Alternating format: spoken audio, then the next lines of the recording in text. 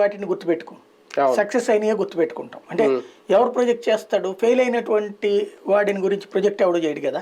Even వాళ్ళ కాళ్ళు కూడా ఇప్పుడు రిపబ్లిక్ టీవీ సక్సెస్ అయినటువంటిది ఉంది, ఫెయిల్ అయినవి ఉన్నది.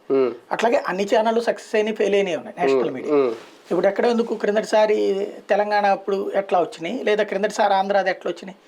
అప్పుడు ఇదే ఇండియా టుడే తెలుగుదేశం గెలుస్తాను ఇచ్చింది, 14 పార్లమెంట్ స్థానాల దాకా తెలుగుదేశం వస్తుంది, వీళ్ళకి 9 ఇచ్చింది. బట్ రివర్స్ అయింది కదా.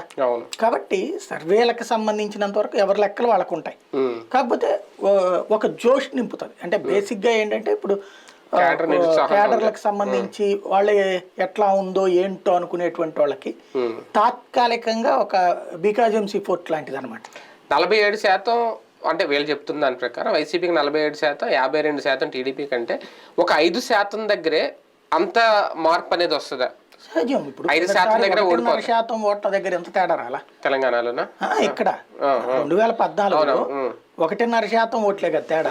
104, 102 తెలుగుదేశం పార్టీ కదా అప్పుడు. 67 ఎంత తేడా ఉంది ఇక్కడ? 1.5% ఓట్ల తేడా. మరి అట్లాంటప్పుడు ఆటోమేటిక్ గా ఉంటది కదా. ఇప్పుడు చెప్తుంది